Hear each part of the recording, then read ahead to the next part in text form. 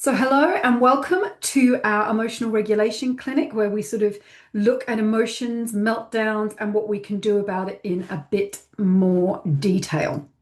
My name is Anissa Lewis and I am a positive parenting coach. My background is in education and I have been doing what I'm doing for nearly 10 years now. And before that, I was 20 years, oh, maybe not 20 years in teaching. Basically, you can work out how old I am. I'm very old.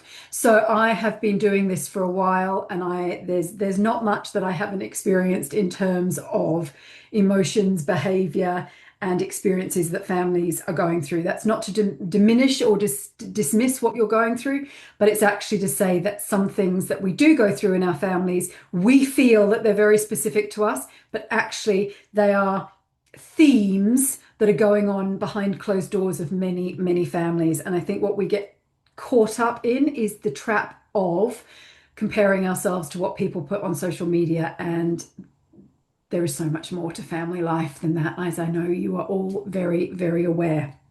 So let's just think about emotions and emotional regulation. I think emotional regulation has become quite, I'm going to say buzzwords, but I'm not sure if but they're buzzwords for the right reason.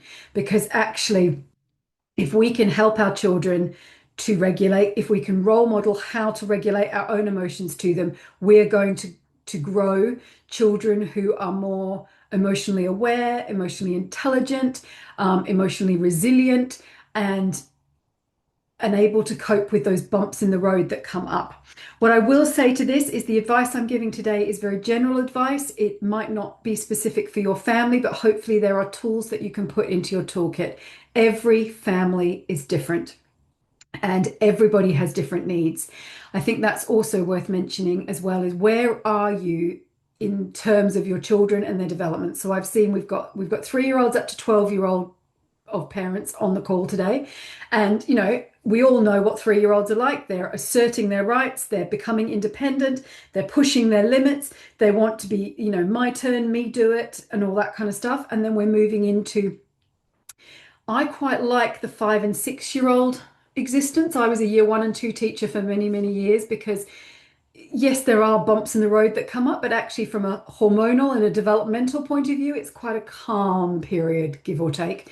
And then we move into those tween years, that sort of 8 to 13 before they move into the teenagers. So yeah, where are your children in their development? And is that going to influence how they manage their emotions? We expect children to be mini adults, yet their brains are not fully developed. I think I read somewhere until they're 24. So we think the magic pill is once they get to 18, they're going to be able to cope with life and manage emotions and all the rest of it. And actually, the brain is still part of going through its development until they are early 20s. Are you putting expectations on your children which they're just developmentally not ready for? Do you have a neurospicy household with children who are perhaps navigating their journey with ADHD or autism, possibly dyslexia? Are they highly sensitive? All of these things will influence how your children navigate emotions. They'll also influence how you navigate the emotions as well. So I think that is important for us to think about. Now, at the end of this little talk that I'm going to give, I'd love you to have one takeaway that you can take with you into your day, into your month, into your week. So do have a think about that in terms of what you feel comfortable sharing at the end. And you can pop that into the chat box. So I think the first place we're going to start is that all emotions are normal. We're meant to experience emotions. We're not meant to sort of go through a beige colored world. We are supposed to experience the highs and the lows and the everything in between. And what I hear more often than not from parents when I'm out and about in the community or from the parents that I work with one-to-one is that they find emotions quite inconvenient because usually our children's timing is impeccable, that they'll pick the moment just as we're leaving the door, or when we're just reaching into the freezer aisle to pick up the pizza, or whatever it is, and that's when the emotions will erupt. And actually, where we then deal with the emotions is we deal with the emotions from ourselves from a different place. So are we dealing with it from embarrassment? Are we dealing with it from fear of not getting out the house and get the kids to school on time. How are we then showing up to deal with that emotion? And we're really quick as a society to shut it down. Oh, no, you don't feel like that. No, you will be okay. And actually, who are we to make those decisions for our children? A 3-year-old, an 8-year-old, and a 12-year-old. Who are we to make that decision and to put our finger down on top of them and sort of say, no, actually, what you're feeling is not really okay, or not what you're feeling is not what you're feeling, because I am an adult and I know better. Actually, we need to lean in to what our children are feeling and how we can support them. I will be honest, emotions can make our life very, very difficult. They can control the situation. They can be a call for attention. So that's something else that we need to sort of put into our mind. Is it developmental? Is it a neurodivergent reaction? Is it that are they seeking attention because perhaps they've been at nursery all day, they've been at school all day, there's something going on in their world and they just need a little bit extra from us? I really view emotions and behavior as communication. It's the tip of the iceberg, and it's never, ever about what's at the top of the iceberg. It's always about something that's underneath. And in my experience, which I guess now spans about 25 years of working with families, and I'm a learner, this is what I love to do. I like to deep dive and get lost in geeky things around all of these subjects. But what I'm learning along the road is that the only thing that we can control is ourselves. And so you're in a bubble of control, your child is in their bubble of control, and we can control our words and our deeds and our actions. The space in between is what I call the area of influence. And we can influence our children, but we can't control them. Now, there is a very fine line between control and influence, but it comes down to giving them choices. It comes down to listening to them. It comes down to how we can help them regulate their nervous system so that actually they're not on high alert to react to things that are going on in their world. Now, there's something else I was going to say about here. No, I've got it. My brain has come back. So what I wanted to say along this one is I think a lot of emotions come from the child's primitive brain. So this is your frontal cortex. This is your thinking brain at the front. And down here at the back of your head, where just going down into your brains, the brain stem down into the spine, is your primitive brain. And most of the reactions from our children come from probably a fight position, a flight, or a freeze. So if you've heard of chimp brain, if you've heard of the primitive brain, that is where these emotions are coming from. But underneath the surface, so underneath that iceberg, they are probably either embarrassed, there is some level of shame in whatever way that's showing up, or fear. That is what is under the surface. And how that comes up is usually in big emotions and meltdowns. Fun, fun, fun. But we can help. And I think that is the important thing. Emotions are very abstract concepts. What is happiness? What happiness is to me might be very different to what happiness is to you, which might be very different to a 5-year-old, which might be very different to my nearly 18-year-old. What is happiness? And so the more we can talk about emotions, the more we can name them, the more we can use them with our children in our everyday life. And I'm talking more nuances of emotions, such as, well, you could be angry, but actually, are you disappointed? Or are you frustrated? Or are you cross? Because actually, anger is only one element of there. There's other things under the surface, which actually might be a more appropriate choice of language for what your child is navigating at that moment. So a good way to help your children with this is to use the statements, I see, I hear, I understand. Now, this doesn't always work, but it's a good place to start. So I see you're upset. I understand it's really hard when your sister takes something from you that you were playing with. I can hear you're really cross. And at this point, the kids will either take a deep breath and go, oh, they understand, or they might come back and say, no, that's not what it's like. This is not what I'm going through. No, no, no, no, no. And then you ask a question, a very open-ended question. Tell me what's going on. Now, they might not have the vocabulary or the understanding or the deeper level to know that they're tired or hungry or angry or whatever. And that's where we can start teasing out of them with open-ended questions. So an open-ended question is a question that does not require a yes or a no answer. So it usually starts with a who, a what, a where, a how. Those are the questions that we need to lead with in order to try and elicit some information from our children, but also getting our children to use their own brains. But again, depending where they're at in their emotional outburst, you can't negotiate with a child in a red mist moment. That is not the time to lean in and go, tell me how you're feeling. Let's talk about your anger. It's just not going to work. So actually, you have to wait for the calm to settle. And actually, what you need to lead with in these situations is about connection. Do they need a hug? Do they just need to be left by themselves to navigate what's going on for them? Do they need you to just listen so they can rant and let things out, get it out and just feel better? And this is going to be a bit of trial and error with your kids because it's never going to be 2 days are going to be the same. Never two emotions are going to be the same. But it's usually emotions are driven either, as I said, from that place of fear or shame or embarrassment, or it's driven from a need for connection, and some need is not being met in the way that your child needs it to be met. And you sort of might think, oh my God, I spent all of my time with my child and they get my 100% attention and all of those kind of things. But there might be something missing. And this is where I really love tuning into children's love languages. So I don't know if you know 5 love languages. Maybe give me an emoji or something in the chat box if you know about love languages. But Gary Chapman has gone on to create lots of love languages themed things. So there's one for couples, there's one for families, there's one for you name it. But the principles are the same, is that we all as a human race like to receive love in one of 5 ways. So physical touch, words of affirmation, quality time, gifts, or acts of service.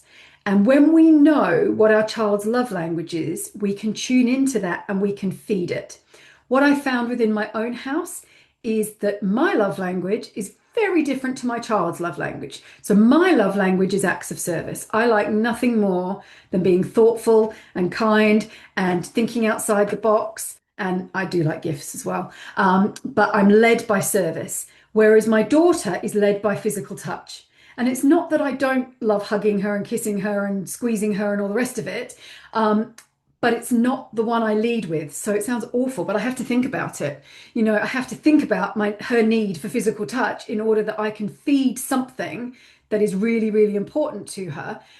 And I know if she feels connected to me in that way, I'm more likely to get other stuff out of her, or she's more likely to comply. And that sounds awful because I'm not about compliance in children, but she's more likely to go with the flow than if I am doing other things with her that don't resonate. So there is a quiz you can do for love languages. I think just literally put love languages quiz into Google. If when I send the email out, I will try and send a link for you for that. You can do a quiz for yourself. You can do a quiz on behalf of your children. If you've got younger children, it tends to be activity based. So what I would do is I would just do the ones that they set up for tweens and teens, and I would do it with your child or answer it on their behalf in order to get it. But that is what I mean about connection. How can we connect with our kids before we even get to the point of needing to correct them or support them through these emotional outbursts? And that love languages is just one tool that you can put into your toolbox to help you with that.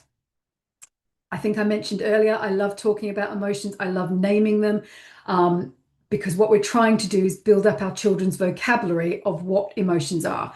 Now, as I said, in a red mist moment, the chances of them listening to all of those levels of vocabulary that you're introducing is probably pretty slim, but you can introduce it in other ways. So I was looking for my vocab jar before I started and I couldn't find it, but I do have vocab jars, which are just words that I have cut up, age appropriate words that I've cut up and put in. And then I also throw in some emotional words. So you pull the word out. Oh, I don't know, anger. What is anger? Let's put anger into a sentence. Let's try and and then you just start talking about it. But you talk about it in moments of calm when nobody is heightened, nobody is needing to be brought back down to earth, so that actually you can get a bit of an understanding of where your child's take is on that particular language. The other one you can do is you can create talk jars, which I don't know what I'm going to pull out of here. Oh. How do you feel about the amount of time you spend on screens? But that's not lost on me considering we're sitting here on a screen now, and I spend most of my working day on a screen. But what it does is these talk jars open up the floor for a conversation. And it's done in sort of a way where you're all talking about it. It becomes a bit of a discussion thing, but you can put into the talk jar things around emotions. What should we do when we're asked to put on our shoes in the morning and we really don't want to? That could be something that you put into the talk jar to have a conversation around. So I love anything that gets families talking, but also builds emotional awareness.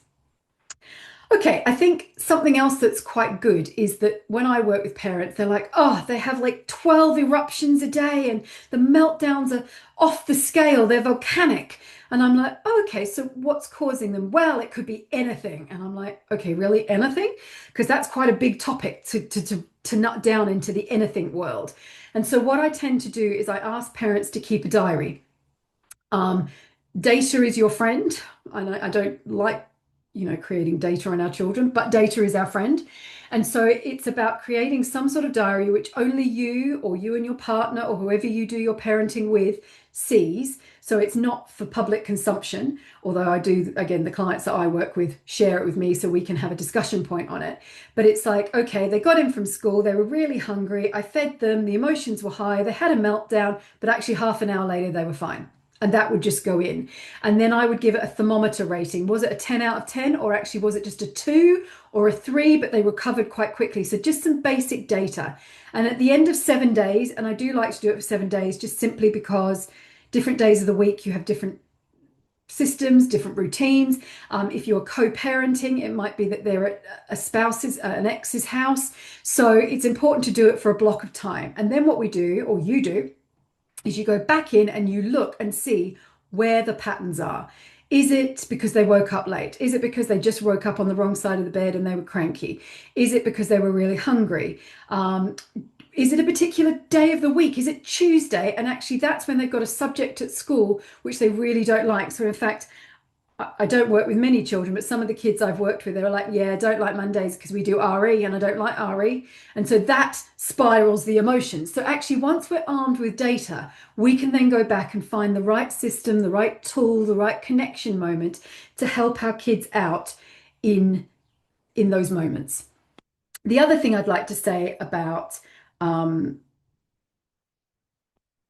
connecting with our kids is I hear a lot of sympathy going on rather than empathy. Now, sympathy is when you take on the emotion of your child and you own it. It's become like a badge of honor for you to take on and help your child. Empathy is when you sit with your children, you understand that it's really hard for them, you really feel that you want to help, but you are not taking on their emotion. And I would say, where possible, and it's not always easy when it comes to our children, I can absolutely and completely remember some lioness moments where I was in for bat for my child and there was nothing going to stop me. But when we can lead with empathy, we will get more from ourselves and our energy, but we'll also get more from our kids because we're sort of trusting them to know what's best for them in that situation. Again, that is age and developmental appropriate.